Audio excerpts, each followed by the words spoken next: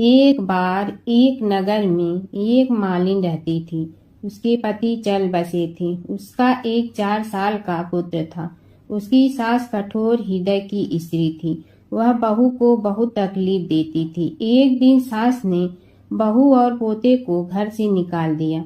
वे दोनों रोते हुए चलते चलते एक जंगल में जा पहुंचे। वहां एक बड़े पेड़ के नीचे बैठ गए। वहां से थोड़ी दूर पर एक गणेश जी का मंदिर था। वहां बहुत लोग गणेश जी के दर्शन करने आते थे। दर्शन करके गणेश जी को प्रसाद चढ़ाते थे। फिर वह प्रसाद सबको बांट देते थे। इस प्रसाद से माँ बेटे का गुजारा होने लगा। दोनों गणेश जी की पूजा पाठ में लग गए। एक दिन उन्होंने सोचा क्यों न हम भी जंगल से फूल ला कर बेचें। वे रोज जंगल से फूल लाकर उसकी माला बनाकर बेचने लगे। साथ में पूजा की सामग्री और प्रसाद भी बेचने लगे। इससे उनको आमदनी होने लगी। गणेश जी की कृपा से आमदनी बढ़ने लगी। जल्दी ही उन्होंने एक मकान और एक दुकान बना लिया। एक राजा की लड़की मंदिर में रोज पूजा करने आती थी। मालिन के बेटे को देखकर राजकुमारी उस पर मोहित हो गई और उसे विवाह करने की सोचने लगी। उसने अपनी भाभी से अपने मन की बात कही। भाभी अनुभवी थी। उसने कहा, ये तो मालिन का बेटा है और तुम एक राजा की बेटी हो।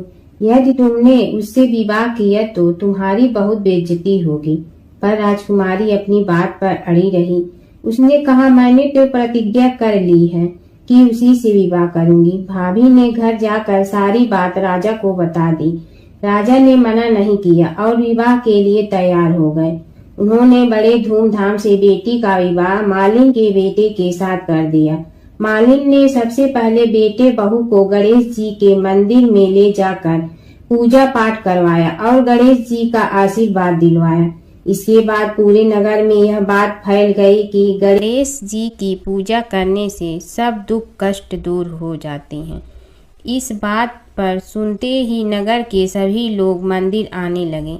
मालिन और उसके बेटे की बिक्री और बढ़ गई। उधर उसकी सास के बुरे दिन आ गए। अन्नदाता उससे रूठ गए और वह भूखों मरने लगी। एक दिन वह रोती धोती उसी गणेश जी के मंदिर में आ पहुंची। वहां वह मालिन के बेटे से बोली, मैं भूखी हूँ, मुझे रोटी कपड़ा दे दो, इसके बदले में तुम्हारा सारा काम कर दूंगी। लड़के को दया आ गई और उसे काम पर रख लिया। उसने अपनी दादी को नहीं पहचाना। जब मालिन घर आई तो उसने सास को पहचान लिया। वह सास से बोली, सासू जी आप यहाँ कैसे? सास ने पोते की तरफ इशारा करके कहा, मेरी इस सेठ के यहाँ नौकरी लग गई है। बहू बोली, यह आपका पोता है और यह घर भी आपका ही है, यह दुकान भी आपकी ही है। जब आपने हमें घर से निकाला तब गणेश जी ने हमारी रक्षा की। बहू की बात सुनकर सास बोली, मेरी करनी मैं भोगूंगी। बहू बोली, सासू जी अब आप हमारे यहाँ रहो और पोते का सुख देखो। हे गणेश जी महाराज, जैसा सुख आपने मालिन को दिया वैसा ही सुख सबको देना।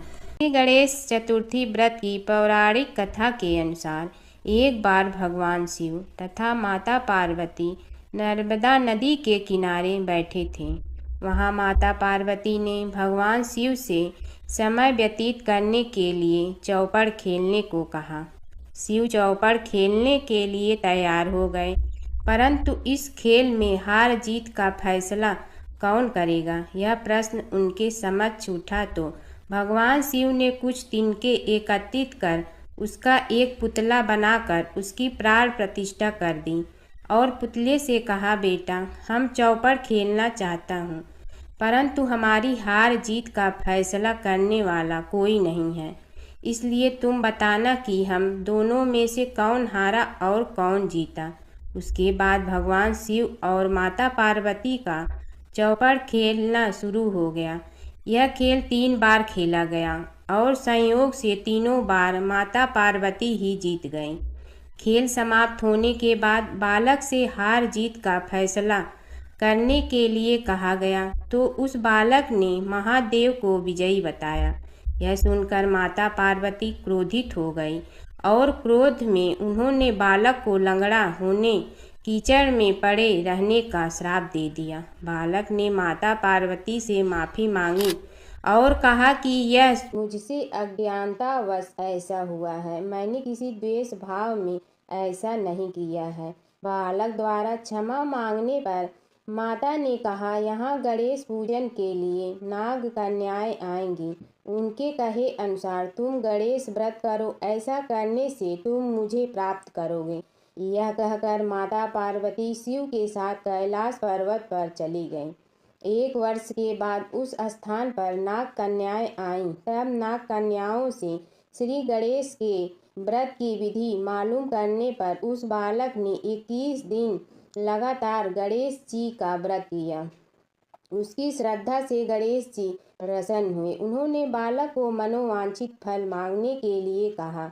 उस पर उस बालक ने कहा, हे विनायक, मुझ में इतनी शक्ति दीजिए कि मैं अपने पैरों से चलकर अपने माता पिता के साथ कैलाश पर्वत पर पहुंच सकूं और वे यह देख प्रसन्न हों।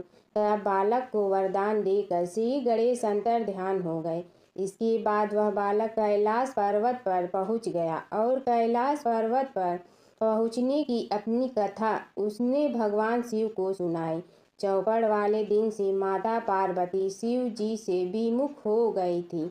अतः देवी के रुष्ट होने पर भगवान शिव ने भी बालक के बताए अनुसार 21 दिनों तक श्री गणेश का व्रत किया।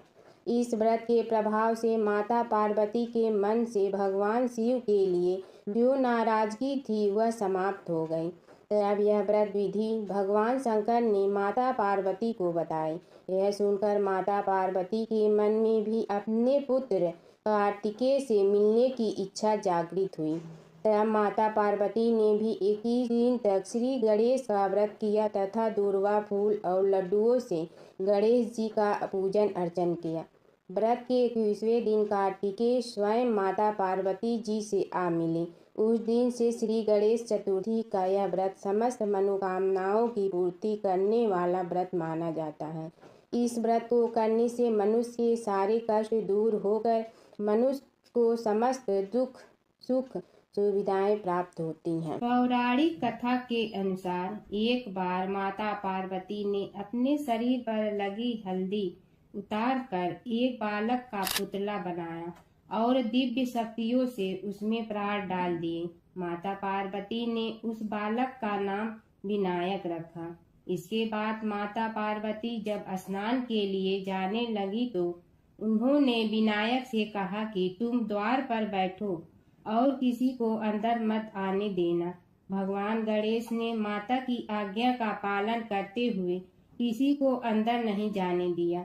भगवान शिव को भी गणेश जी ने माँ पार्वती के कहने पर बाहर ही रोक दिया, जिससे भगवान शिव क्रोधित हो गए। भोलेनाथ को यह नहीं पता था कि गणेश जी कौन हैं और उन्होंने अपने त्रिशूल से उनका सिर धड़ से अलग कर दिया।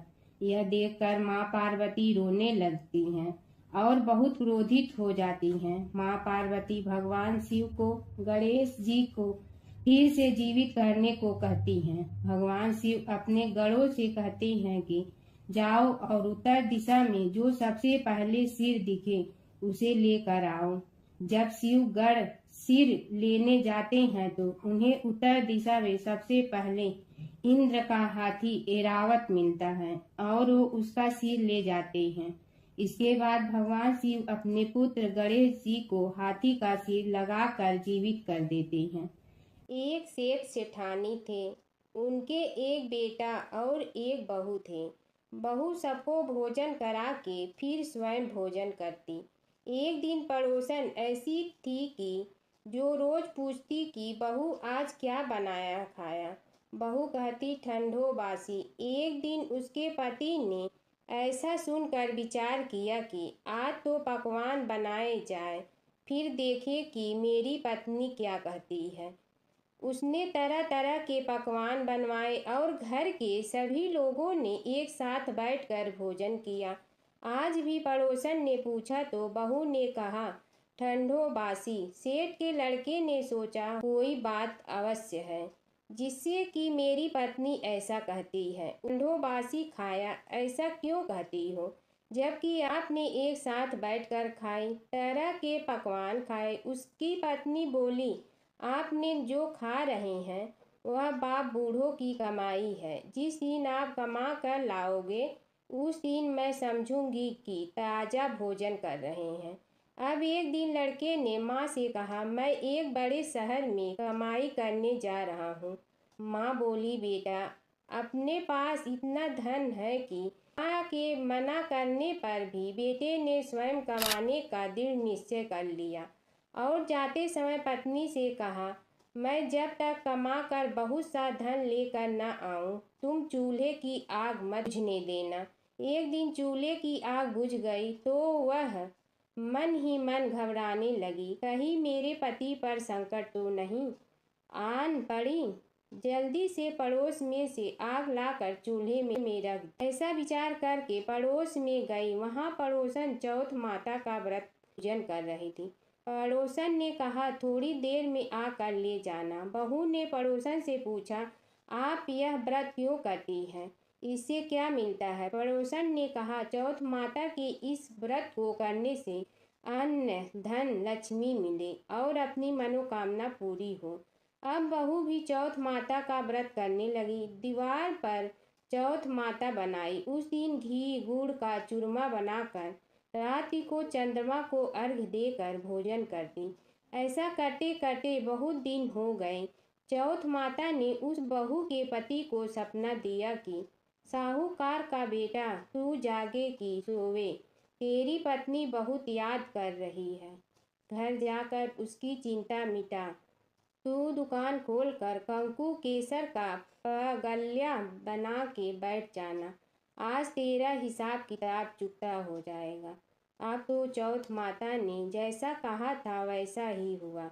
उसने घर जाने की तैयारी की और गाड़ी भर के धन दौलत ले जाकर रास्ते में एक बड़ा सा काला नाग कान फैलाए बैठ गया और कहने लगा, आज तो मैं तुझे डसूंगा, छोड़ूंगा नहीं। आज तेरी आय पूरी हो गई है। सेठ ने लड़के से कहा, आज चौथ माता ने मुझे सपना दिया है। मैं पत्नी से मिलने घर जा रहा हूँ। वहाँ मेरी पत्नी बहुत चिंता कर रही है। मैं उससे मिलकर जरूर आऊंगा, तब तुम मुझे डस लेना। नाग ने कहा, तुम शपथ पूर्वक कह कर जाओ तो मैं तुम्हें जाने दूंगा, परंतु लौट कर नहीं आए तो तुम्हारे घर आकर मैं तुम्हें डस लूंगा। इस प्रकार सर्प को वचन देकर वह अपने घर पहुंचा। वहां सभी से हंसी खुशी से मिला और भोजन करने उदास होकर बैठ गया। उसकी पत्नी ने उदास होने का कारण पूछा तो पति ने काले नाग वाली बात बताते हुए कहा, यदि मैं उसके पास नहीं जाऊंगा तो वह घर आकर ही मुझे डस लेगा। पत्नी बहुत चतुर थी। उसने कहा कि आप घबराओ नहीं, लेट जाओ, मैं एक उपाय करती हूँ। पत्नी ने कमरे की 7 पीढ़ाओ धोई। पहली पीढ़ी पर रेत, दूसरी पर इत्र, तीसरी पर गुलाल फूल, चौथी पर कंकु केसर, 5वीं पर लड्डू पेड़ा, 6ठी पर गादी गलीचा और 7वीं पीढ़ी पर दूध का कटोरा भर कर रख दी। इस प्रकार वह 7 ही पीढ़ी सजा कर बैठ गई। आधी रात होते ही नाग आकर पीढ़ी चढ़ने लगा। पहली पीढ़ी पर रेत में लौट गया और कहने लगा कि सेठ की बहू ने आराम तो बहुत दिया, पर बचनों से बंध कर आया हूँ, सो डसूंगा अवश्य ही। इसी प्रकार 7 पीढ़ियों पर नाग आराम करता हुआ और कहता हुआ कि डसूंगा जरूर कमरे में जाने ही वाला था कि चौथ माता ने विचार किया कि मैं इसे नहीं बचाऊंगी तो संसार में धर्म कर्म और व्रत पूजन को कौन मानेगा। अब तो गणेश जी, चंद्रमा जी और चौथ माता ने उसे बचाने का विचार किया। चंद्रमा जी ने उजाला किया, चौथ माता ढाल बनी और गणेश जी ने तलवार लेकर नाग को मार दिया और ढाल से ढक दिया। अब बहू भी थकी हारी सो गई। दिन उगा तो लोग बेटे से मिलने आए, परंतु बेटा बहू तो उठे ही नहीं थे। बहुत देर हो गई तो माँ उन्हें उठाने गई। माँ ने 7 पीढ़ियों पर जो कुछ देखा तो बहुत घबराई और बेटा बहू को आवाज लगाई, बेटा बहू उठे तो देखा कि एक ढाल तलवार वहां पड़ी है। अब ढाल उठाई तो वही काला नाग मरा हुआ था। बेटा बहू ने सोचा कि आज तो धर्म कर्म ही आड़े आए। जो भगवान गणेश जी और चौथ माता ने अपनी रक्षा की, हे चौथ माता, आपने जैसी सेठ के बेटे बहू की रक्षा की, वैसे सबकी रक्षा करना। बोलो चौथ माता की जय। गणेश जी की कहानी। पौराणिक कथा के अनुसार एक समय की बात है। गणेश जी अपने दोनों हाथों में 2 कटोरी लेकर पृथ्वी पर भ्रमण कर रहे थे। एक कटोरी में दूध था तो वहीं दूसरे कटोरी में कच्चे चावल थे। दोनों कटोरियां काफी छोटी थीं, लिहाजा दूध और चावल बहुत ही कम थे। गणेश जी ने पृथ्वी पर कई लोगों से खीर बनाने का आग्रह किया, लेकिन सभी ने मना कर दिया, क्योंकि जरा से मुट्ठी चावल और थोड़े से दूध से खीर बनना संभव नहीं था। तभी श्री गणेश एक बुढ़िया के दरवाजे पर पहुँचे। बूढ़ी अम्मा खीर बनाने के लिए मान गई। तब गणेश जी ने बूढ़ी अम्मा से 2 बोर लाने को कहा। अम्मा ने कारण पूछा तो गणेश जी ने कहा कि इन दोनों कटोरी में मौजूद दूध और चावल को बोर में खाली करना है, ताकि बोरा भर कर खीर बन सके, जिससे पूरा गांव इस खीर का सेवन कर सके। बूढ़ी अम्मा ये बात सुनकर चौंक गई और बोली कि यह तो संभव ही नहीं है कि जरा से दूध और चावल से बोरा भर जाए। लेकिन फिर गणेश जी के कहने पर वह 2 बोरे ले आई और उन चावल और दूध को उन बोरों में डाल दिया। इसके बाद बोरे चावल और दूध से भर गए, जिसे देख बुढ़िया हैरान रह गई। इसके बाद उन्होंने खीर बनाना शुरू किया। बूढ़ी अम्मा खीर बनाकर गांव वालों को बुलाने के लिए जाने लगी और गणेश जी से बोली कि आप स्नान कर लीजिए, मैं आपको भोग लगाकर ही गांव में खीर बांटूंगी। इसके बाद गणेश जी स्नान के लिए चले गए और दूसरी तरफ बूढ़ी अम्मा गांव वालों को बुलाने के लिए चली गई कि तभी बुढ़िया की बहू आई। बूढ़ी अम्मा की बहू गर्भवती थी, इसलिए खीर देखकर उसका मन ललच गया और उसने सबसे पहले खीर खा ली। के बाद जब गणेश जी स्नान करके आए, तब तक अम्मा भी अपने घर आ चुकी थी और उन्होंने जैसे ही गणेश जी को भोग लगाने के लिए खीर निकाला, तब गणेश जी ने भोग लगाने से मना कर दिया। अम्मा ने कारण पूछा, तब उन्होंने बताया कि माई खीर का भोग तो पहले ही लग गया है। गणेश जी ने कहा, ये खीर किसी और ने नहीं बल्कि तुम्हारी बहू ने ही खाई है। यह जान अम्मा को बहुत दुख हुआ और बहू को उदास मन से देखने लगी। तब श्री गणेश ने बुढ़िया को समझाया कि खीर नवजात बालक ने खाई है। गर्भवती माँ द्वारा खीर खा लेने से भोग गणेश जी को ही लगा है, क्योंकि गर्भ में पल रहा बालक सबसे शुद्ध और पवित्र माने जाते हैं। इसके बाद बुढ़िया ने गांव के सभी लोगों को खीर खिलाई, साथ ही गणेश जी ने भी खीर खाई।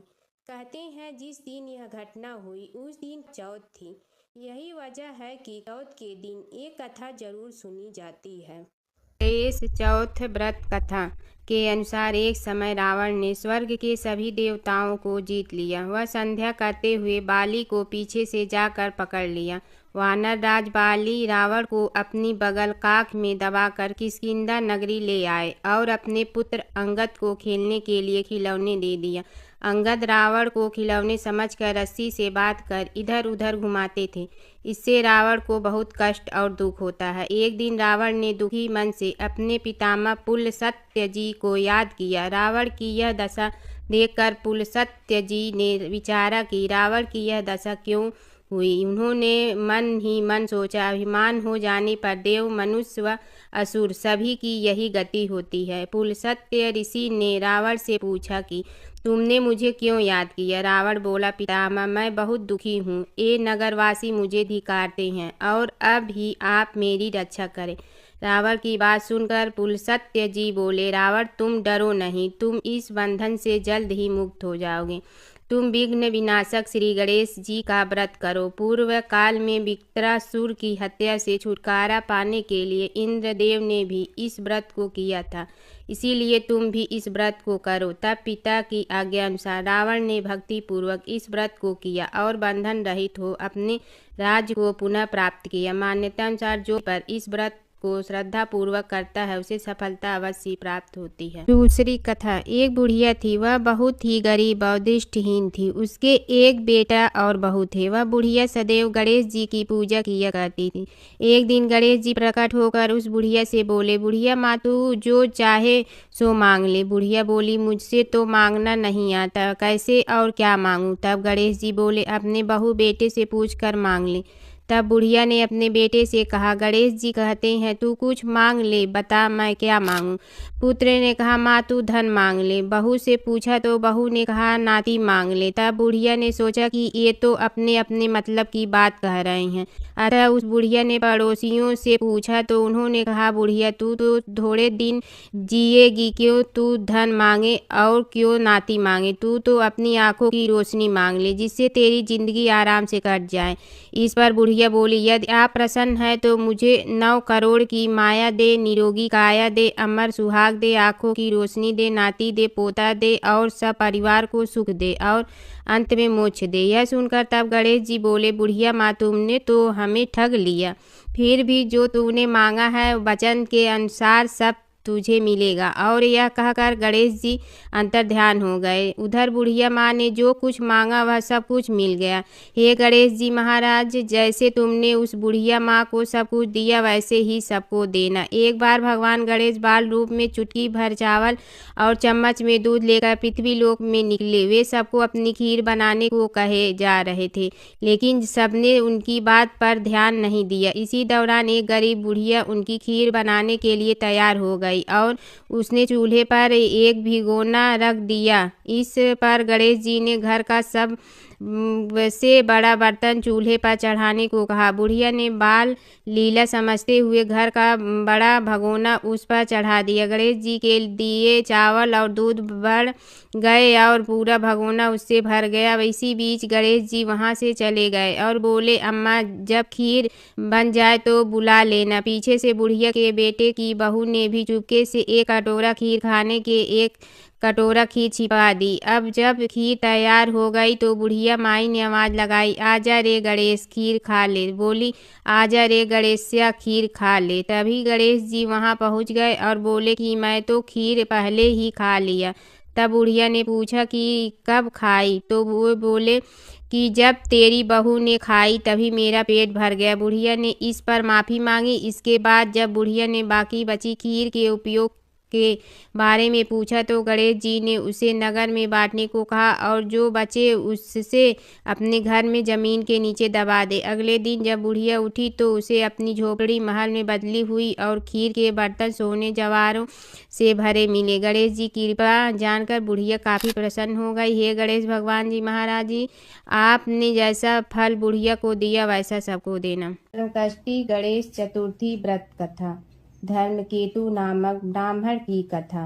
पार्वती जी ने पूछा, कृष्ण पक्ष की जो संकटा नामक चतुर्थी कही गई है उस दिन किस गणेश का किस विधि से पूजन करना चाहिए और उस दिन भोजन में क्या ग्रहण करना चाहिए।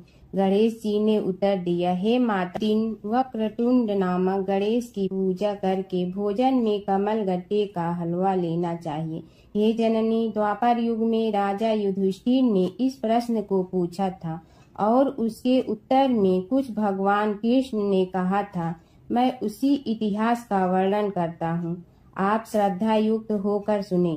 श्री कृष्ण बोले, हे राजा युधिष्ठिर, इस कल्याणदात्री चतुर्थी का जिसने व्रत किया और उसे जो फल प्राप्त हुआ मैं उसे ही कह रहा हूँ। प्राचीन काल में एक रति देव नामक प्रतापी राजा हुआ। जिस प्रकार आग तीव्र समूहों को जला डालती है, उसी प्रकार वे अपने शत्रुओं के विनाशक थे। उनकी मित्रता यम, कुबेर, इंद्रादि देवों से थी। उन्हीं के राज्य में धर्मकेतु नामक एक श्रेष्ठ ब्राह्मण रहते थे। उनके 2 स्त्रियां थीं। एक का नाम सुशीला और दूसरी का नाम चंचला था। सुशीला नित्य ही कोई न कोई व्रत किया करती थी। फलतः उसने अपने शरीर को दुर्बल बना डाला था। इसके विपरीत चंचला कभी भी कोई व्रत उपवास आदि न करके भरपेट भोजन करती थी। इधर सुशीला को सुंदर लक्षणों वाली एक कन्या हुई और उधर चंचला को पुत्र रत्न की प्राप्ति हुई। यह देखकर चंचला बारंबार सुशीला को ताना देने लगी। अरे सुशीला, तूने इतना व्रत उपवास करके शरीर को जर्जर बना डाला, फिर भी एक किसकाय कन्या को जन्म दिया। मुझे देख, मैं कभी व्रतादि के चक्कर में न पड़कर हष्ट पुष्ट बनी हूँ और वैसे ही बालक को भी जन्म दिया हूँ। अपनी सौत का व्यंग बाण सुशीला के हृदय में चुभने लगा। वह पतिव्रता विधिवत गणेश जी की उपासना करने लगी। जब सुशीला ने भक्ति भाव से संकट नाशक गणेश चतुर्थी का व्रत किया तो रात्रि में वरदायक गणेश जी ने उसे दर्शन दिया। श्री गणेश जी ने कहा, हे सुशीले, तेरी आराधना से हम अत्यधिक संतुष्ट हूँ। मैं तुम्हें वरदान दे रहा हूँ कि तेरी कन्या के मुख से निरंतर मोती और मूंगा प्रवाहित होते रहेंगे। हे कल्याणी, इससे तुझे सदा प्रसन्नता रहेगी। हे सुशीले, तुझे वेद शास्त्र वेता एक पुत्र भी उत्पन्न होगा। इस प्रकार का वरदान देकर गणेश जी वहीं अंतर ध्यान हो गए। वरदान प्राप्ति के फल स्वरूप उस कन्या के मुंह से सदैव मोती और मूंगा झड़ने लगा। कुछ दिनों के बाद सुशीला को एक पुत्र उत्पन्न हुआ। तदंतर धर्म केतु का स्वर्गवास हो गया। उसकी मृत्यु के अंतर चंचला घर का सारा धन लेकर दूसरे घर में जाकर रहने लगी, परंतु सुशीला पति गृह में रहकर ही पुत्र और पुत्री का पालन पोषण करने लगी। उस कन्या के मुंह से मोती मूंगा गिरने के फलस्वरूप सुशीला के पास अल्प समय में ही बहुत सा धन एकत्रित हो गया। इस कारण चंचला उसे ईर्ष्या करने लगी। एक दिन हत्या करने के उद्देश्य से चंचला ने सुशीला की कन्या को कुएं में ढकेल दिया। उस कुएं में गणेश जी ने उसकी रक्षा की और वह बालिका सकुशल अपनी माता के पास लौट आई। उस बालिका की जीवित देखकर चंचला का मन उद्विग्न हो उठा। वह सोचने लगी कि जिसकी रक्षा ईश्वर करता है उसे कौन मार सकता है। इधर सुशीला अपनी पुत्री को पुनः प्राप्त कर प्रसन्न हो गई। पुत्री को छाती से लगाकर उसने कहा, श्री गणेश जी ने तुझे पुनः जीवन दिया है। अनाथों के नाथ गणेश जी ही हैं। चंचला आकर उसके पैरों में नतमस्तक हुई। उसे देखकर सुशीला के आश्चर्य का ठिकाना न रहा। चंचला हाथ जोड़कर कहने लगी, हे बहन सुशीला, मैं बहुत ही पापीन और दुष्ट हूँ। आप मेरे अपराधों को क्षमा कीजिए। आप दयावती हैं। आपने दोनों कुलों का उद्धार कर दिया। जिसका रक्षक देवता होता है उसका मानव क्या बिगाड़ सकता। जो लोग संतों एवं सत्पुरुषों का दोष देखते हैं वे अपनी करनी से स्वयं नाश हो प्राप्त होते हैं। इसके बाद चंचला ने भी उस कष्ट निवारक पुण्यदायक संकट नाशक गणेश जी के व्रत को किया। श्री गणेश जी के अनुग्रह से परस्पर उन दोनों में प्रेम भाव स्थापित हो गया। जिस पर गणेश जी की कृपा होती है उसके शत्रु भी मित्र बन जाते हैं। सुशीला के द्वारा संकट नाहक गणेश चतुर्थी व्रत किए जाने के कारण ही उसकी सौत चंचला का हृदय परिवर्तन हो गया। श्री गणेश जी कहते हैं कि हे देवी, पूर्व काल का पूरा वृतांत आपको सुना दिया। इस लोक में इससे श्रेष्ठ विघ्न विनाशक कोई दूसरा व्रत नहीं है। श्री कृष्ण जी कहते हैं कि हे धर्मराज, आप भी विधि पूर्वक गणेश जी का व्रत कीजिए। इसके करने से आपके शत्रुओं का नाश होगा तथा अष्ट सिद्धियों और नौ निधियों आपके सामने करबद्ध होकर खड़ी रहेंगी। हे धर्मपरायण युधिष्ठिर, आप अपने भाइयों, धर्मपत्नी और माता के सहित इस व्रत को कीजिए। इसे थोड़े समय में ही आप अपने राज्य को प्राप्त कर लेंगे। दूसरी कथा। एक समय की बात है कि विष्णु भगवान का विवाह लक्ष्मी जी के साथ निश्चित हो गया। विवाह की तैयारी होने लगी। सभी देवताओं को निमंत्रण भेजे गए, परंतु गणेश जी को निमंत्रण नहीं दिया। कारण जो भी रहा हो, अब भगवान विष्णु की बारात जाने का समय आ गया। सभी देवता अपनी पत्नियों के साथ विवाह समारोह में आए। उन सब ने देखा कि गणेश जी कहीं दिखाई नहीं दे रहे हैं। तब वे आपस में चर्चा करने लगे कि क्या गणेश जी को कोई न्योता नहीं दिया है या स्वयं गणेश जी ही नहीं आए हैं। सभी को इस बात पर आश्चर्य होने लगा। तभी सब ने विचार किया कि विष्णु भगवान से ही इसका कारण पूछा जाए।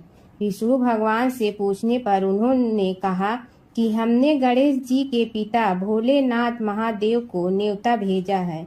यदि गणेश जी अपने पिता के साथ आना चाहते हैं तो आ जाते, अलग से न्योता देने की कोई आवश्यकता भी नहीं थी।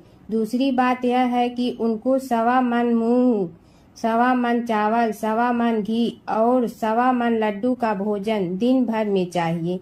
यदि गणेश जी नहीं आएंगे तो कोई बात नहीं, दूसरे के घर जाकर इतना सारा खाना पीना अच्छा भी नहीं लगता। इतनी वार्ता कर ही रहे थे कि किसी एक ने सुझाव दिया, यदि गणेश जी आ भी जाए तो उनके द्वारपाल बनाकर बैठा देंगे कि आप घर की याद रखना। आप तो चूहे पर बैठकर धीरे धीरे चलोगे तो बारात से बहुत पीछे रह जाओगे। यह सुझाव भी सबको पसंद आ गया तो विष्णु भगवान ने भी अपनी सहमति दे दी। होना क्या था कि इतने में गणेश जी वहां आ पहुंचे और उन्हें समझा बुझाकर घर की रखवाली करने बैठा दिया गया। बारात चल रही थी, तब नारद जी ने देखा कि गणेश जी तो दरवाजे पर ही बैठे हुए हैं।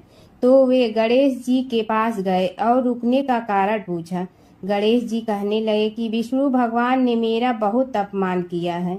नारद जी ने कहने लगे कि अपनी मूसक देना को आगे भेज दे तो वह रास्ता खोद देगी, जिससे उनके वाहन धरती में धंस जाएंगे। तब आपको सम्मान पूर्वक बुलाना पड़ेगा। अब तो गणेश जी ने अपनी मूसक सेना जल्दी से आगे भेज दी और सेना ने जमीन पोली कर दी। जब बारात वहां से निकली तो रथों के पहिए धरती में धंस गए। लाख कोशिश करे परंतु पहिए नहीं निकले। सभी ने अपने अपने उपाय किए परंतु पहिए तो नहीं निकले, बल्कि जगह जगह से टूट गए। किसी की समझ में नहीं आ रहा था कि अब क्या किया जाए। तब तो नारद जी ने कहा, आप लोगों ने गणेश जी का अपमान करके अच्छा नहीं किया। यदि उन्हें मना कर लाया जाए तो आपका कार्य सिद्ध हो सकता है और यह संकट टल सकता है। शंकर भगवान ने अपने दूत नंदी को भेजा और वे गणेश जी को लेकर आए। गणेश जी का आदर सम्मान के साथ पूजन किया। तब कहीं रथ के पहिए निकले। अब रथ के पहिए निकल के परंतु टूट फूट गए तो उन्हें सुधारे गए। पास के खेत में खाती काम कर रहा था, उसे बुलाया गया। खाती अपना कार्य करने के पहले श्री गणेशाय नमः कहकर गणेश जी की वंदना मन ही मन करने लगा। देखते ही देखते खाती ने सभी पहियों को ठीक कर दिया।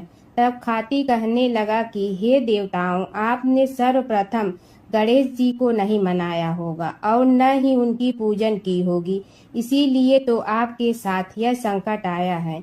हम तो मूर्ख अज्ञानी हैं, फिर भी पहले गणेश जी को पूजते हैं, उनका ध्यान करते हैं। आप लोग तो देवतागण हैं, फिर भी आप गणेश जी को कैसे भूल गए। अब आप लोग भगवान श्री गणेश जी की जय बोल कर जाएं तो आपके सब काम बन जाएंगे और संकट कट जाएंगे।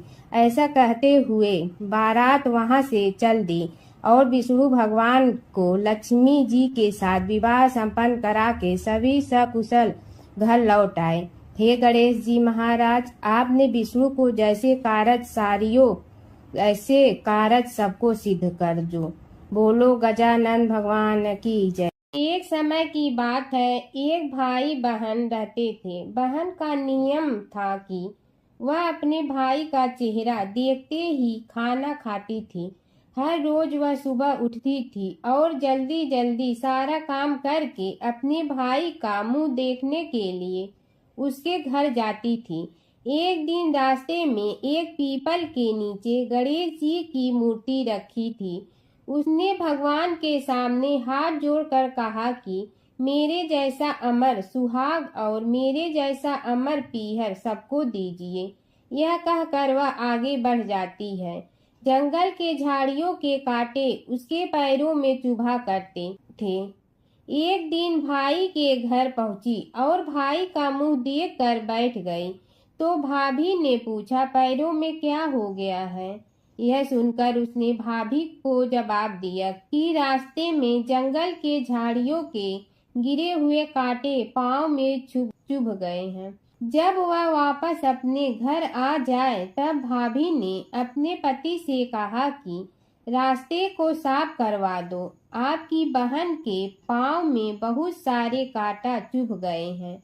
भाई ने तब कुल्हाड़ी लेकर सारी झाड़ियों को काटकर रास्ता साफ कर दिया, जिससे गणेश जी का स्थान भी वहां से हट गया।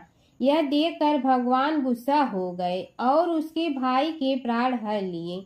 लोग अंतिम संस्कार के लिए जब भाई को ले जा रहे थे तब उसकी भाभी रोते हुए लोगों से कही, थोड़ी देर रुक जाओ, उसकी बहन आने वाली है, वह अपने भाई का मुंह देखे बिना नहीं रह सकती है, उसका यह नियम है। तब लोगों ने कहा, आज तो देख लेगी पर कल कैसे देखेगी?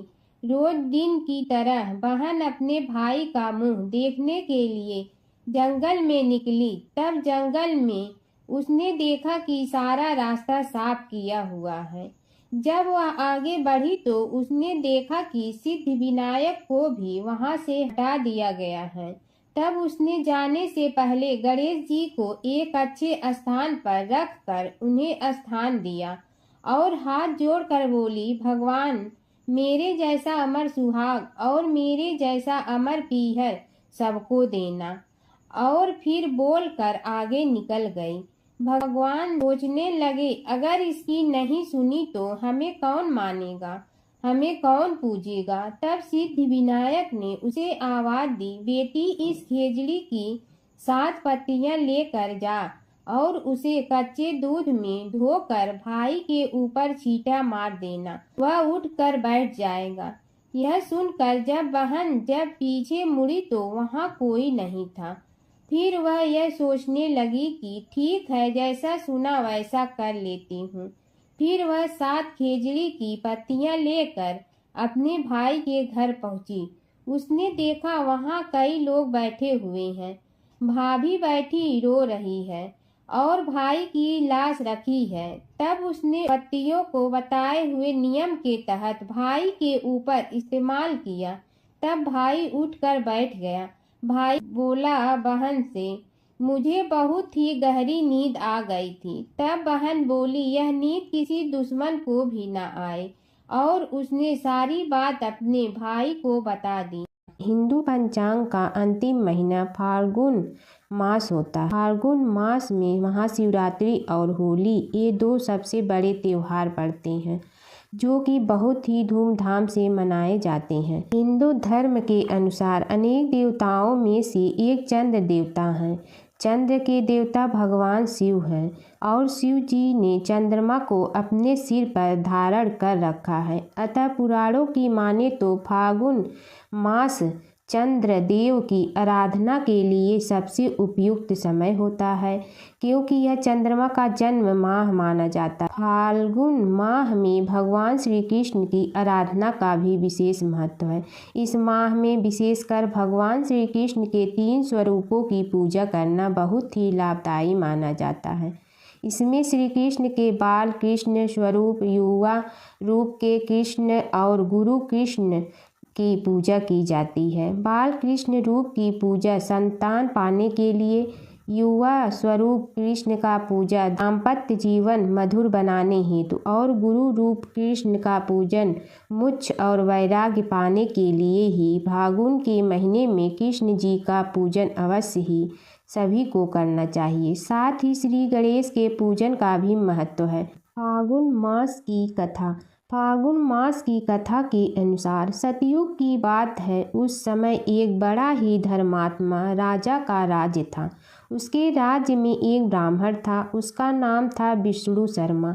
विष्णु शर्मा के 7 पुत्र थे और वे 7 अलग अलग रहते थे। जब विष्णु शर्मा का वृद्धावस्था का समय आया तो उसने सब बहुओं से कहा, तुम सब गणेश का व्रत करो। स्वयं विष्णु शर्मा भी इस व्रत को किया करता था। अब बूढ़ा हो जाने पर वो यह दायित्व अपनी बहुओं को सौंपना चाहता था।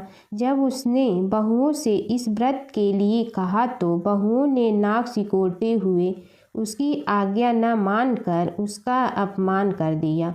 अंत में छोटी बहू ने अपने ससुर की बात मान ली और पूजन के सामान का व्यवस्था करके ससुर के साथ व्रत किया तथा भोजन नहीं किया और ससुर को भोजन करा दिया। जब आधी रात बीती तो विष्णु शर्मा को उल्टी और दस्त होने लगे। तब छोटी बहू ने मलमूत्र में भरे गंदे कपड़ों को साफ करके ससुर के शरीर को धोया और पोंछा। पूरी रात बिना कुछ खाए पिए जागती रही। फिर गणेश जी ने उन दोनों पर अपनी कृपा की।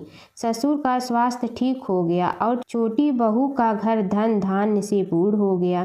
तत्पश्चात अन्य बहुओं को भी इस घटना से प्रेरणा मिली और उन्होंने भी श्री गणेश जी का व्रत किया। अतः फागुन मास में जो भी व्यक्ति सच्चे मन से गणेश जी का व्रत करता है, भगवान गणेश उसकी सभी मनोकामनाएं पूरी करते हैं। भगवान शिव की कथा। प्राचीन काल की बात है। सृष्टि के पालन पोषण के लिए ब्रह्मा, विष्णु और महेश तीनों देवताओं का विशेष स्थान है। इनमें भगवान शिव को भोलेनाथ कहा जाता है क्योंकि वे सच्चे मन से की गई भक्ति से शीघ्र प्रसन्न हो जाते हैं। एक बार देवताओं और असुरों ने समुद्र मंथन किया। मंथन से अनेक रत्न निकले पर अंत में एक भयंकर विष भी निकला जिससे पूरी सृष्टि नष्ट होने का संकट आ गया। तब सभी देवता भगवान शिव के पास पहुँचे। सृष्टि की रक्षा के लिए शिव जी ने वह विष अपने कंठ में धारण कर लिया। विष के प्रभाव से उनका कंठ नीला हो गया। तभी से वे नीलकंठ कहलाए। माता पार्वती ने विष को कंठ से नीचे न जाने दिया जिससे शिव जी की रक्षा हुई। इस महान त्याग से शिव जी ने यह संदेश दिया कि दूसरों की भलाई के लिए त्याग करना ही सच्चा धर्म है। भगवान शिव ध्यान, तपस्या और वैराग्य के प्रतीक है। वे कैलाश पर्वत पर निवास करते हैं, भस्म धारण करते हैं और गले में नाग रखते हैं। उनका डमरू सृष्टि की ध्वनि का प्रतीक है और त्रिशूल शक्ति व संतुलन का। विष्णु जी की कथा। फाल्गुन मास हिंदू पंचांग का अत्यंत पवित्र महीना माना जाता है। यह मास भक्ति, आनंद और मुक्ति का प्रतीक है। इस मास में भगवान श्री हरि विष्णु की पूजा विशेष फलदायी होती है। प्राचीन काल की बात है। एक नगर में धर्मपाल नाम का एक निर्धन किंतु अत्यंत धर्मनिष्ठ व्यक्ति रहता था। वह न तो अधिक पूजा पाठ जानता था और न ही उसके पास धन था, परंतु उसके हृदय में भगवान विष्णु के प्रति अपार श्रद्धा थी। फागुन मास के आने पर वह प्रतिदिन प्रातः स्नान कर भगवान विष्णु का स्मरण करता और तुलसी दल अर्पित करता। होली के दिनों में जब लोग रंग उत्सव में मग्न रहते तब भी वह हरि नाम का जाप करता रहता। एक दिन किसी कारणवश वह पूजा न कर सका। मन में ग्लानि हुई और रात को उसने भगवान विष्णु से क्षमा याचना की। उसी रात उसे स्वप्न में विष्णु ने दर्शन दिए और कहा, हे भक्त, फागुन मास में जो भी व्यक्ति श्रद्धा से मेरा स्मरण करता है, मैं उसके सभी पाप हर लेता हूँ। भक्ति में विधि नहीं, भाव प्रधान होता है। कुछ समय बाद धर्मपाल के जीवन की सभी कठिनाइयाँ दूर हो गई। उसके घर में सुख, शांति और समृद्धि आ गई। अंत समय में उसे वैकुंठ लोक की प्राप्ति हुई। भगवान शिव और कृष्ण जी की कथा हिंदू धर्म में महत्वपूर्ण स्थान रखती है। ये कथाएं अक्सर एक दूसरे से जुड़ी हैं, जिनमें शिव को कृष्ण का भक्त और कृष्ण को शिव का आराध्य बताया गया है। पुराणों में शिव और कृष्ण के कई लीलाओं का वर्णन है। कृष्ण के दर्शन के लिए शिव का साधु वेश में गोकुल जाना। एक पौराणिक कथा के अनुसार भगवान शिव एक साधु का वेश धारण करके गोकुल में कृष्ण के दर्शन के लिए गए थे। मैया यशोदा ने उन्हें भिक्षा देने के लिए आई, लेकिन शिव ने कृष्ण के दर्शन के अलावा कुछ भी स्वीकार करने से इनकार कर दिया। यशोदा ने पहले तो मना कर दिया, लेकिन बाद में पूर्णमासी काकी के समझाने पर उन्होंने कृष्ण को साधु के सामने प्रकट किया। शिव ने कृष्ण के दर्शन किए और उनके चरणों की छाप छोड़कर चले गए। यशोदा और नंद राय समझ गए कि यह कोई साधारण साधु नहीं था, बल्कि कोई दिव्य पुरुष था। नारद मुनि का घमंड। एक बार नारद मुनि को अपने ज्ञान और भक्ति पर घमंड हो गया। कृष्ण ने नारद मुनि की परीक्षा लेने के लिए उन्हें एक गांव में भेजा, जहां एक महिला अपने पति के बीमार होने पर बहुत दुखी थी। नारद मुनि ने महिला को समझाया कि वह भगवान से प्रार्थना करे, लेकिन महिला ने कहा कि वह अपने पति को कष्ट में नहीं देख सकती। तब नारद मुनि ने राधा से मिलने का फैसला किया। राधा ने नारद मुनि को चरणामृत दिया और कहा कि वह इसे अपने पति को दे। नारद मुनि ने जब राधा से चरणामृत लिया तो उन्हें एहसास हुआ कि राधा का प्रेम कृष्ण के प्रति सबसे महान है। इस घटना के बाद नारद मुनि का घमंड चूर चूर हो गया। नारद मुनि और कृष्ण की लीला।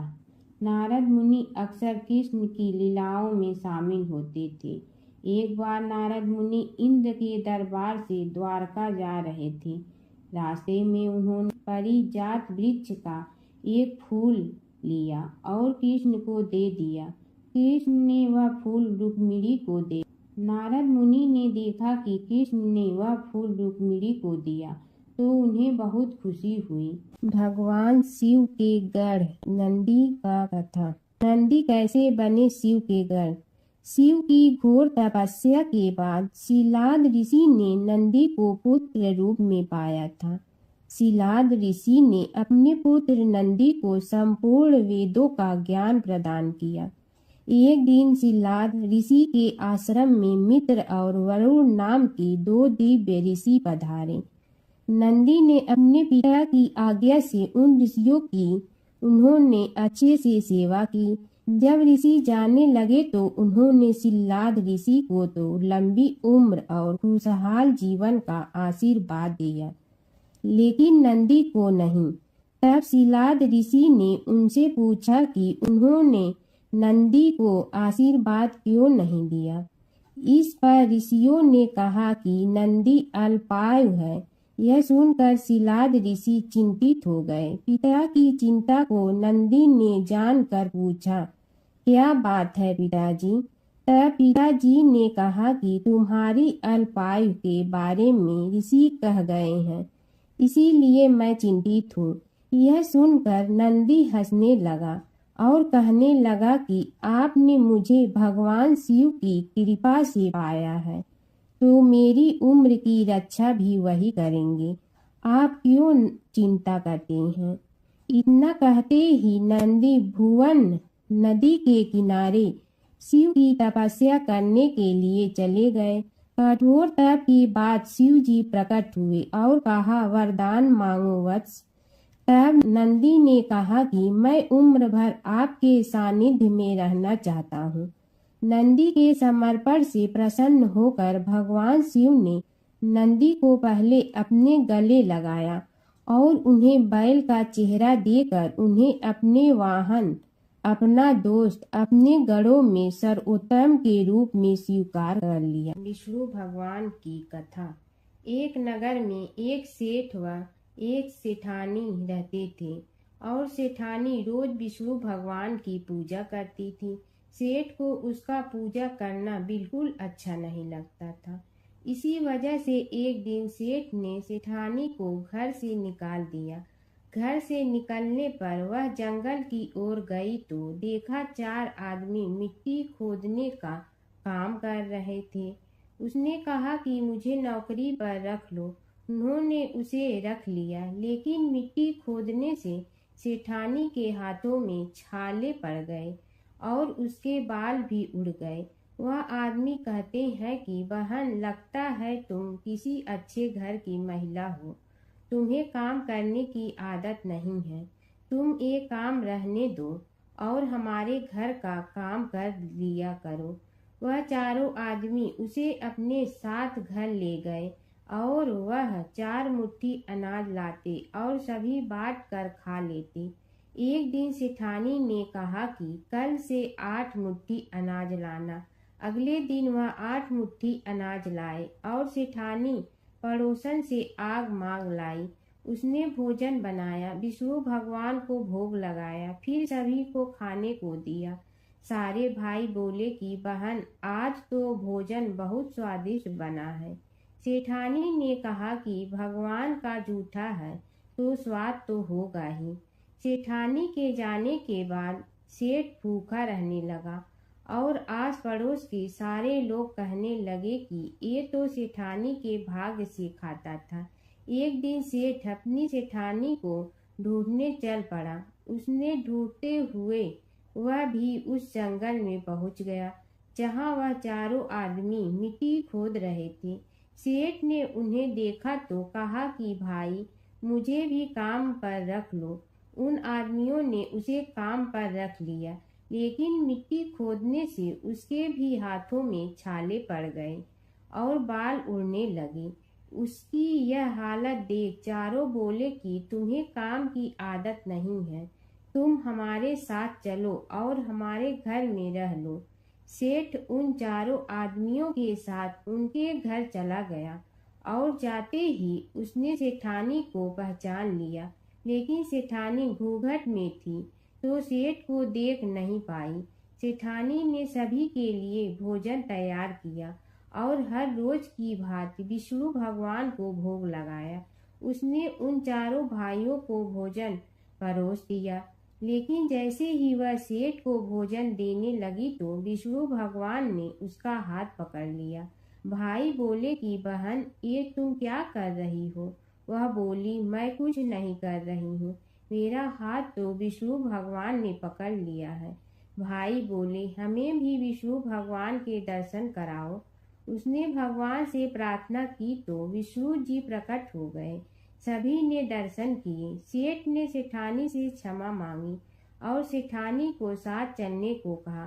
भाइयों ने अपनी बहन को बहुत सा धन देकर विदा किया। जब सेठानी के साथ सेठ भी भगवान विष्णु की पूजा करने लगा और उनके परिणाम से उनका घर अन्न धन से भर गया। एक बार अपने पुत्र के खातिर भगवान शिव और श्री कृष्ण के बीच छिड़ गया था प्रलयंकारी युद्ध।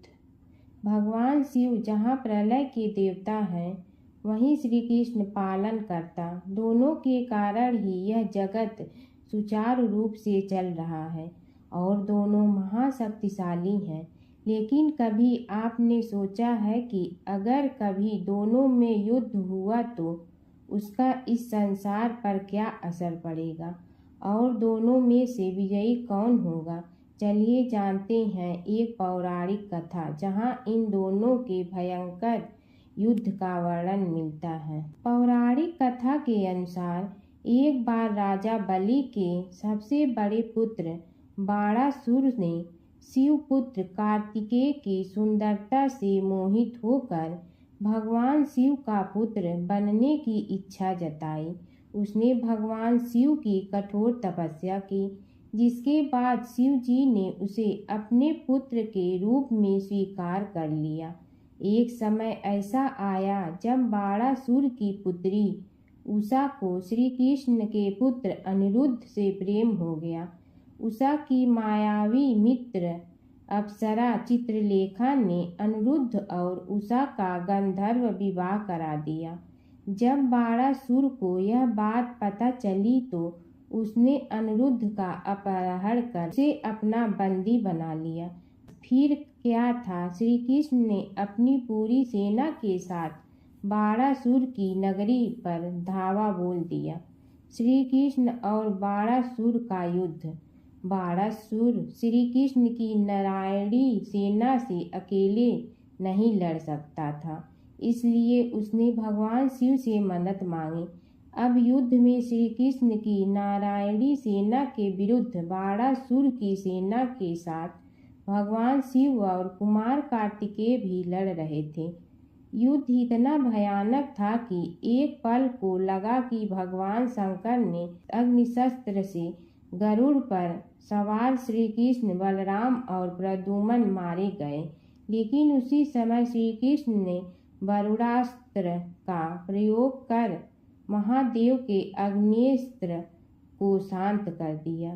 फिर शिव जी के अस्त्रों के जवाब में श्री कृष्ण ने वैष्णवास्त्र का प्रयोग किया, जिससे संपूर्ण जगत अंधकार में डूब गया।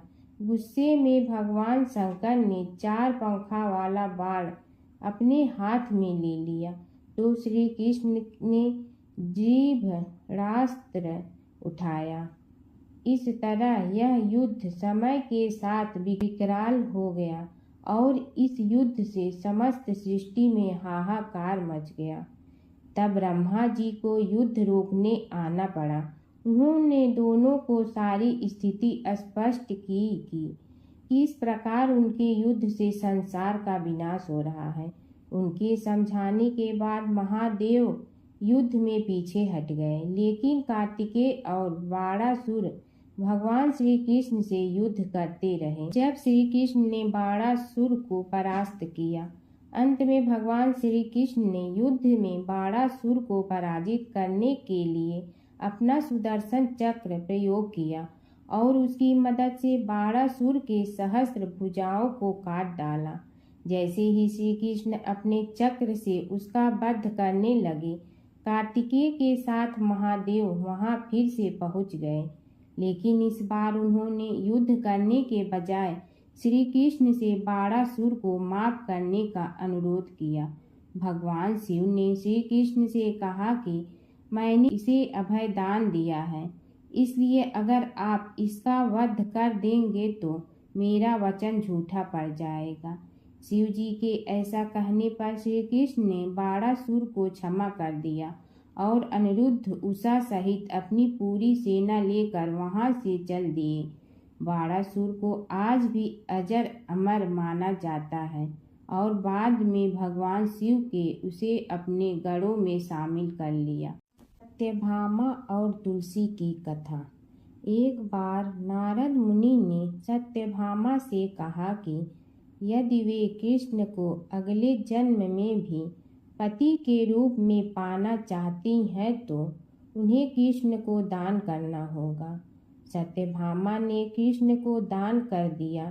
फिर जब नारद मुनि कृष्ण को ले जाने लगे तो अन्य रानियों ने उन्हें रोक लिया।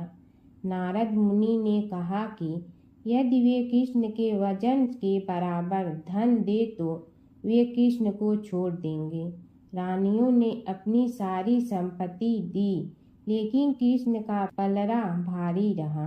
अंत में रुक्मिणी ने तुलसी का एक पत्ता रखा और पलड़ा बराबर हो गया। इस घटना के बाद कृष्ण तुलसी धारण करते हैं।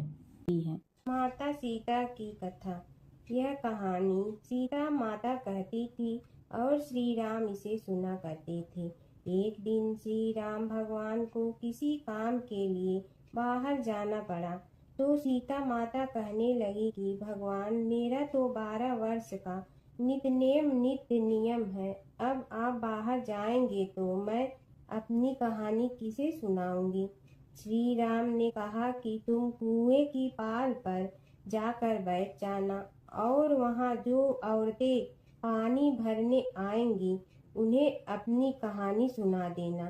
सीता माता कुएं की पाल पर जाकर बैठ जाती हैं।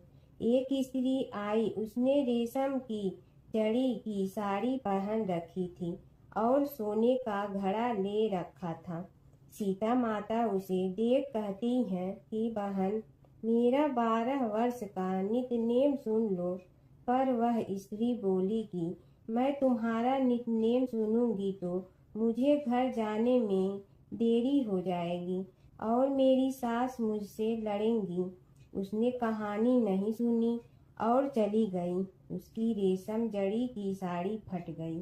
सोने का घड़ा मिट्टी के घड़े में बदल गया। सास ने देखा तो पूछा कि ये किसका दोस्त अपने सिर लेकर आ गई है। बहू ने कहा कि कुएं पर एक औरत बैठी थी, उसने कहानी सुनने के लिए कहा, लेकिन मैंने सुनी नहीं, जिसका यह फल मिला है। बहू की बात सुनकर अगले दिन वही साड़ी और घड़ा लेकर सास कुएं की पाल पर गई। सास को वहीं माता सीता बैठी मिली, तो माता सीता ने कहा कि बहन मेरी कहानी सुन लीजिए। सास बोली कि एक बार छोड़, मैं तो 4 बार कहानी सुन लूंगी।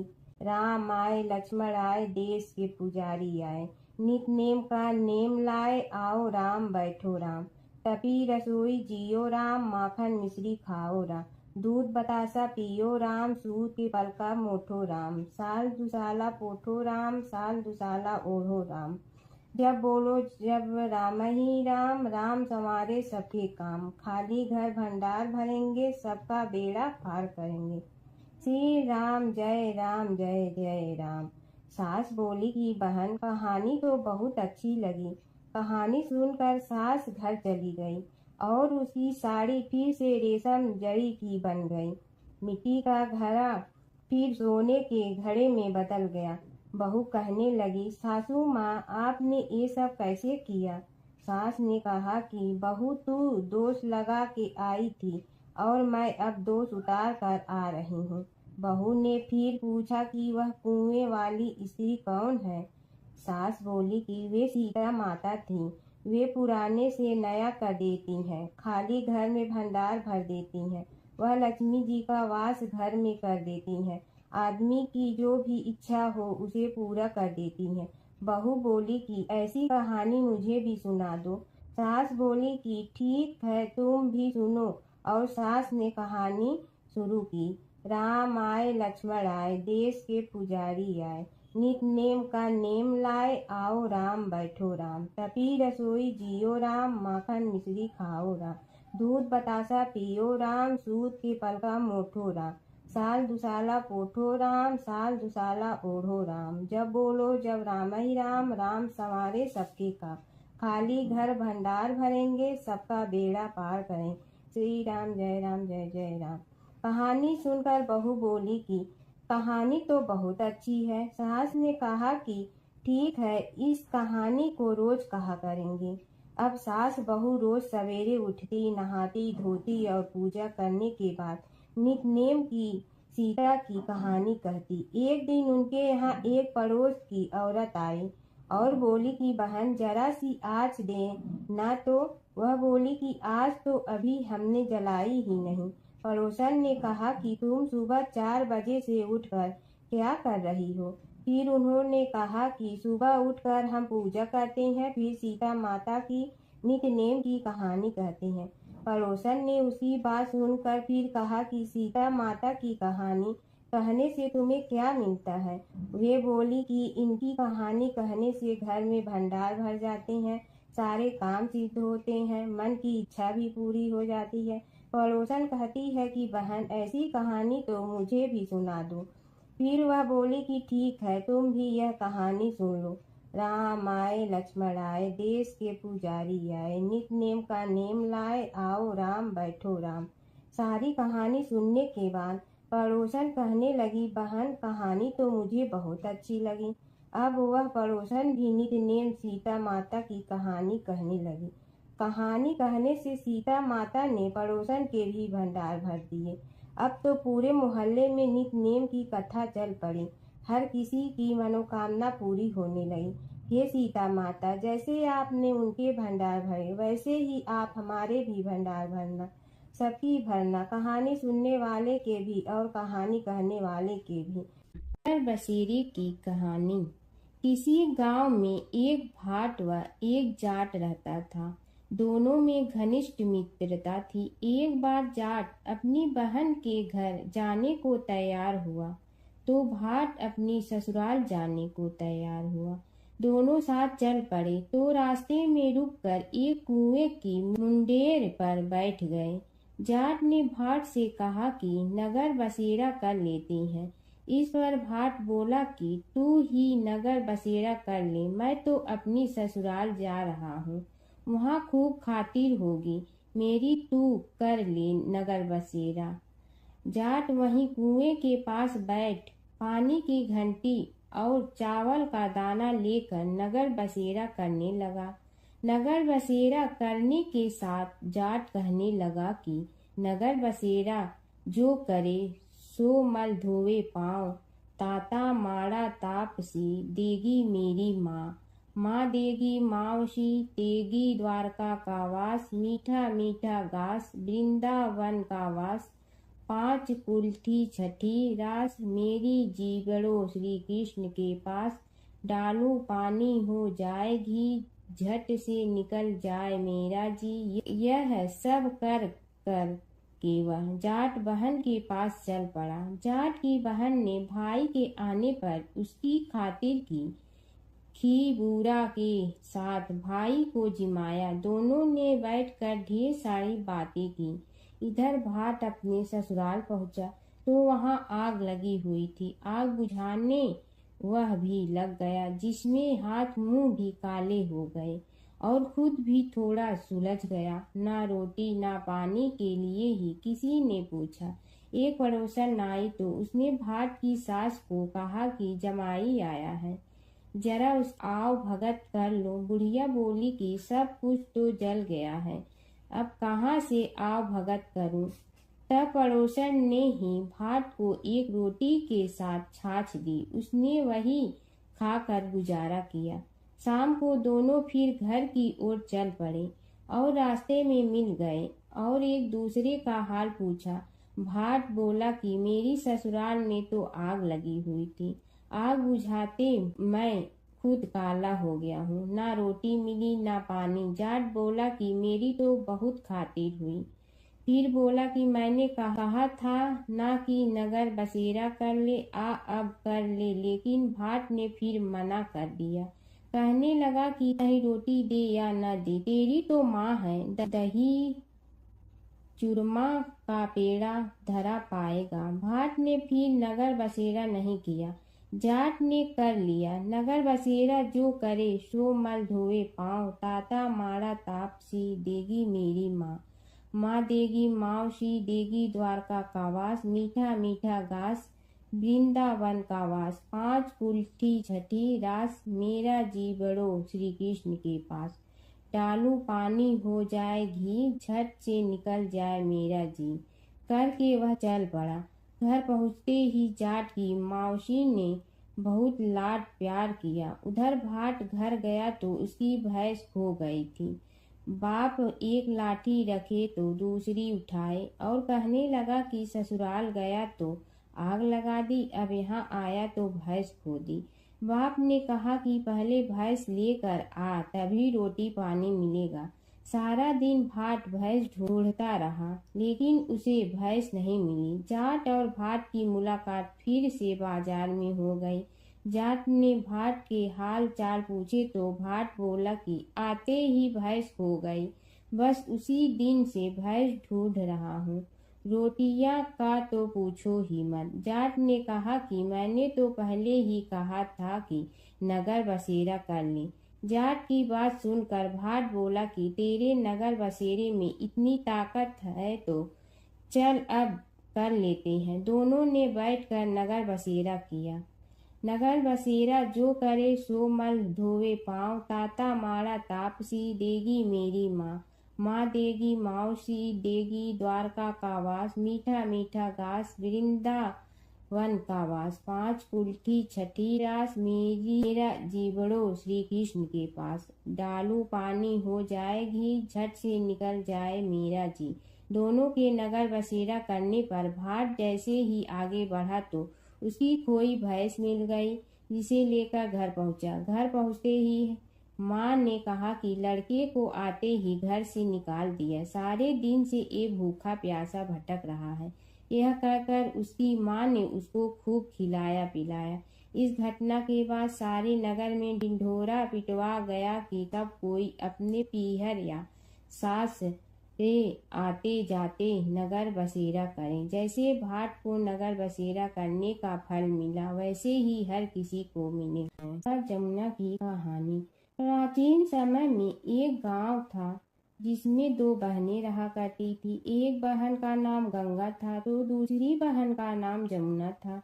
एक बार दोनों बहनें एक साहूकार के खेत से गुजर रही थी तो जमुना ने 13 दाने जौ के तोड़ लिए, जिसे देख गंगा बोली कि तुझे तो ग्रहण लग गया, तूने चोरी की है। इस पर जमुना बोली कि अब मेरा ग्रहण कैसे धुलेगा। गंगा ने कहा कि तुझे 12 साल तक साहूकार के यहाँ नौकरी करनी पड़ेगी, तभी तेरा पाप धुलेगा और ग्रहण से मुक्ति मिलेगी। जमुना साहूकार के यहाँ नौकरी के लिए जाती है और अपने लिए काम मांगती है। साहूकार उसे काम पर रख लेता है, लेकिन काम करने से पहले जमुना उसे कहती है कि मैं सारे काम करूंगी, लेकिन 4 काम नहीं करूंगी। जूठे बर्तन नहीं मांजूंगी, झाड़ू नहीं लगाऊंगी, बिस्तर नहीं बिछाऊंगी और दिया नहीं जलाऊंगी। 12 साल के बाद कुंभ का मेला लगा तो साहूकारनी भी कुंभ नहाने जाने लगी। जमुना ने उसे जाते देख कहा कि कुंभ के मेले में मेरी बहन गंगा मिलेगी तो उसे यह सोने का टक्का दे देना, इससे वह अपने हाथों में सुंदर चूड़ियां पहन लेगी। साहूकारनी ने कुंभ के मेले में गंगा को वह सोने का टका दे दिया। गंगा ने उनसे वह टका लेते हुए कहा कि मेरी बहन को कहना कि उसके 12 वर्ष पूरे हो गए हैं, अब वह वहां वापिस आ जा। साहूकार व साहूकारनी वापिस घर आए तब जमुना मटके में पानी भर रही थी। दोनों जमुना से बोले कि हमने सोने का वह टका तेरी बहन गंगा को दे दिया था और उसने कहा है कि तेरे 12 वर्ष पूरे हो गए हैं, इसलिए अब तुम वापिस जाओ। यह समाचार सुनते ही जमुना सहस्त्र धारा में बदल गई और बहने लगी। जमुना जी का यह रूप देखकर साहूकार और साहूकारनी परेशान हो गई थी। हमारे घर में जमुना माता ने काम किया, हमें तो अब ग्रहण लग गया है, हम यह ग्रहण कैसे उतारेंगे। जमुना भागकर गंगा माता के पास चली गई। गंगा ने जमुना से पूछा कि तुम साहूकारनी से कुछ कहकर आई हो या ऐसे ही बिना बताए आ गई। तब जमुना बोली कि मैं तो कुछ भी बताकर नहीं आई हूँ। गंगा ने कहा कि जा उन्हें धीरज दे आ, नहीं तो उन्हें जीवन भर असंतोष ही रहेगा। गंगा के कहने पर जमुना माता ने साहूकारनी को सपने में दर्शन दिए और कहा कि तुम दोनों उल्टे माथे क्यों पड़े हो, जाओ उठकर खाओ पियो। तब दोनों बोले कि हम कैसे उठें, हमें तो ग्रहण लगा है, क्योंकि हमने उल्टे सीधे और पता नहीं कितने नीच कार्य आपसे कराए हैं। तब जमुना जी बोली कि तुम्हें ग्रहण नहीं लगा है, ग्रहण तो मुझे लगा था कि मैंने तुम्हारे खेत से 13 दाने जौ के चुराए थे। मैं तो अपना ग्रहण उतारने तुम्हारे घर आई थी। मेरा ग्रहण तुम्हारे घर में 12 वर्ष तक रहने से उतर गया है और मेरी मुक्ति हो गई है। जमुना जी ने कहा कि तुम्हें कोई ग्रहण नहीं लगा है, उल्टे मेरे 12 वर्ष तक यहाँ रहने से तुम्हारी भी मुक्ति हो गई है। यह कहकर जमुना जी स्वप्न से चली गई। दोनों उठकर देखते हैं कि उनके घर में पहले से भी अधिक धन हो गया है। हे जमुना माता, जैसे आपने साहूकार व साहूकारनी की मुक्ति कराई, वैसे ही आप अपने सभी भक्तों की करना।